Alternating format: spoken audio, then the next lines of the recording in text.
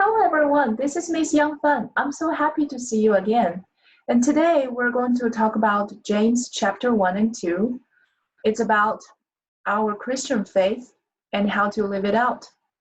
We'll specifically talk about temptations and trials. So let's begin.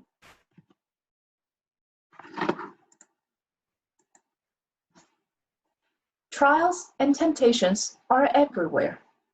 All of the people in this broken world have trials and temptations. You must have heard of this. Why did this go wrong? Why God let this happen?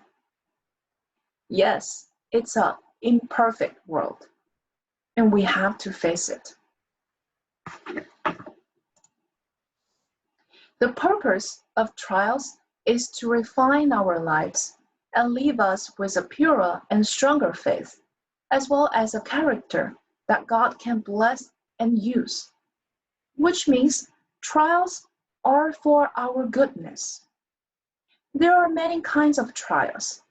For example, being poor, short of supply, don't have enough money, don't have enough food. Another example, being sick.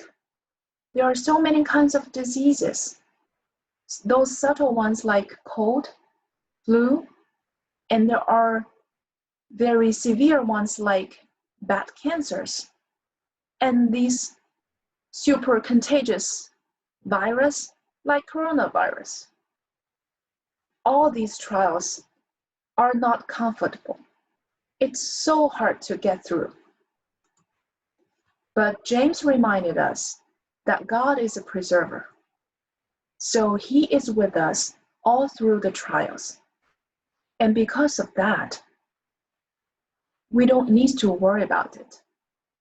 And we should be fearless.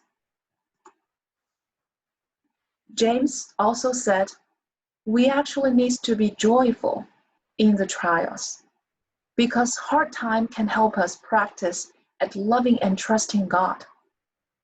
And troubles can help us grow in our faith. For example, in current crisis of coronavirus, we are really uncomfortable. We couldn't go out, shopping, work, seeing friends, exercise. But it's also a very good time for us to practice our faith by loving our neighbors and friends, sending them messages to comfort them, sharing our supplies with them, to love those homeless people in this specific time, and also being fearless, trusting God. Don't focus on those crazy newses, but focus on Bible and praying to calm the storm in our heart.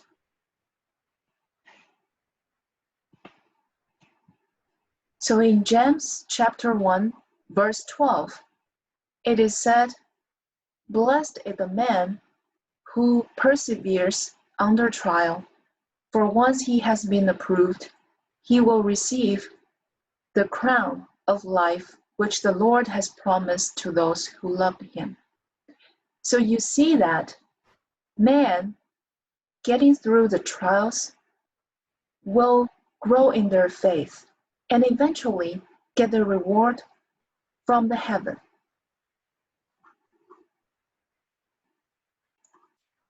And now let's talk about temptation.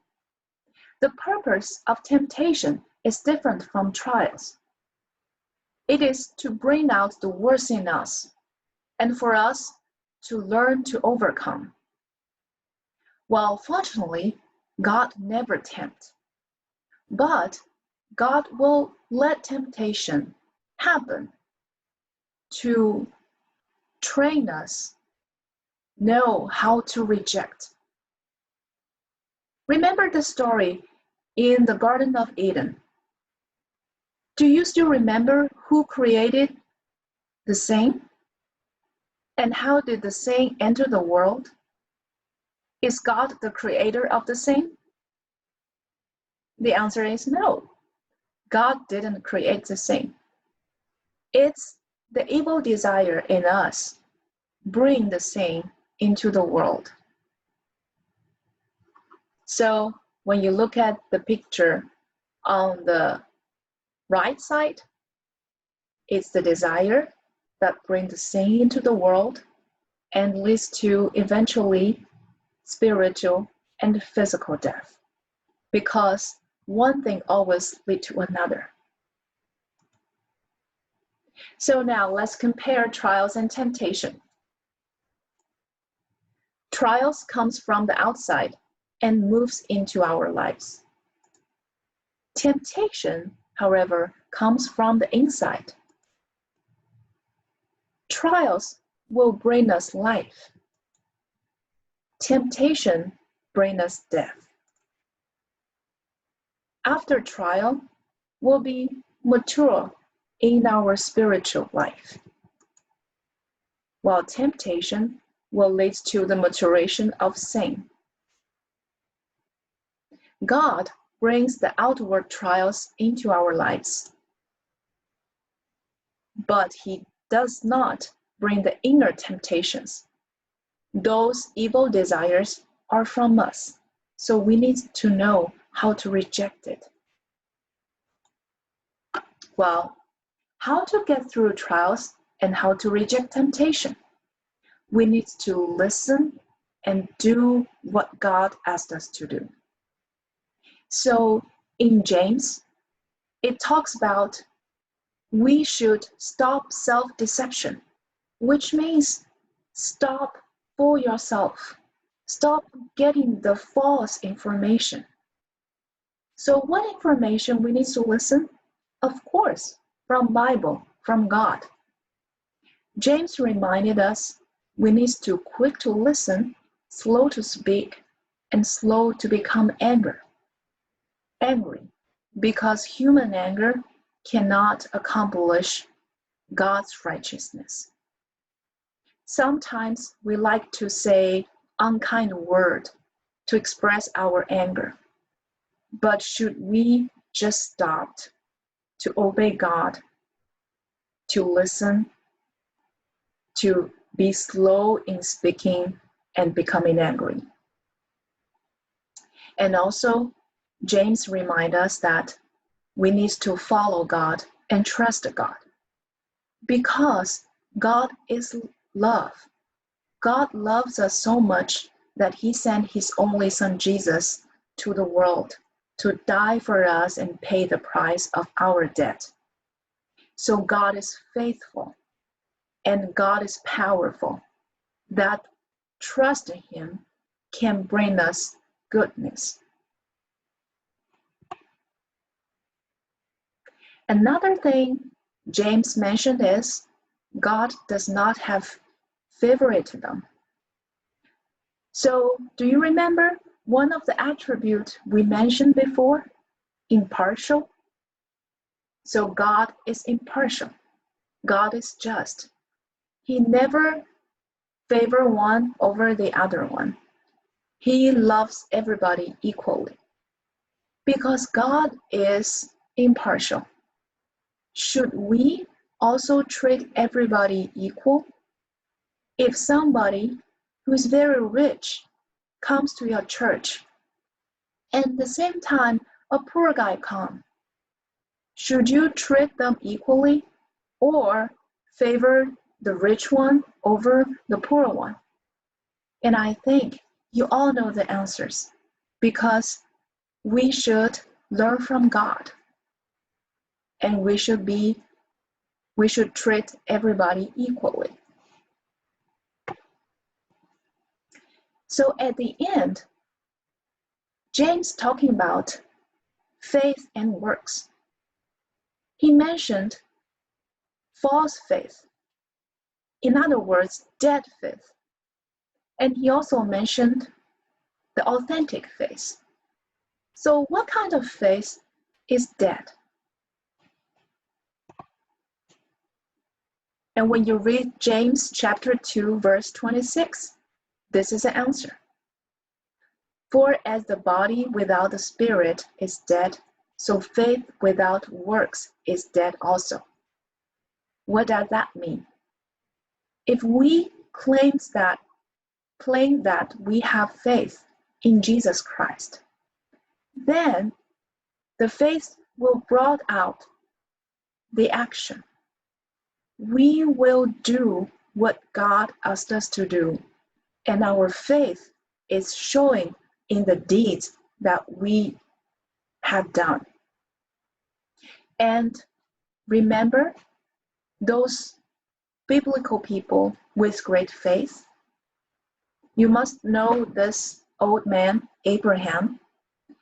He's a person with such great faith that while God tested him by asking to sacrifice his only son, Isaac, he is willing to obey. Why? Is he foolish? Or is he really cold-blooded? No, because he trusts God. He knows God loves him so much, and God is faithful.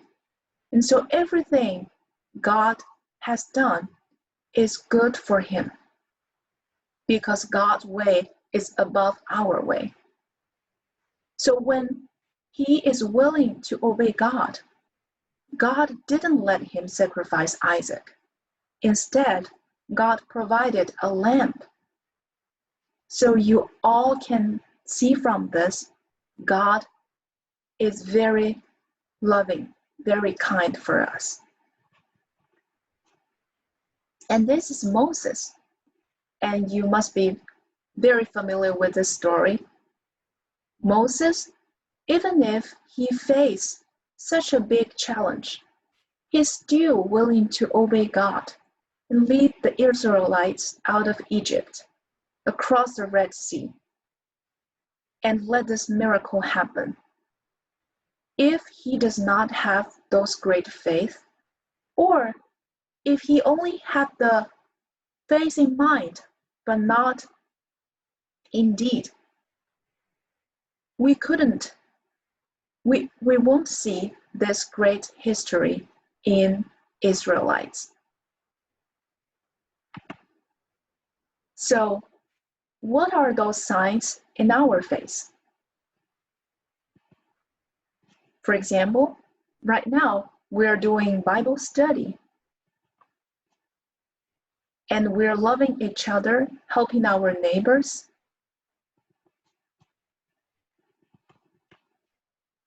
And we are praying to God, spend time close with Him. And all of this are the action of our faith. I'm sure you must have a lot of other answers for it. But we should understand that faith is living by live it out by those actions, which means we couldn't only have the faith in our mind. We need to obey God and live it out. So that's the end of our lessons today. And I hope you all get the useful information from God, and we can all practice our faith in our daily life, especially in this quarantine time. And let's practice to get through trials with God. And also let us practice reject those temptations. And let us all grow in faith. And thank you very much for watching this video. And I will see you next time. Bye.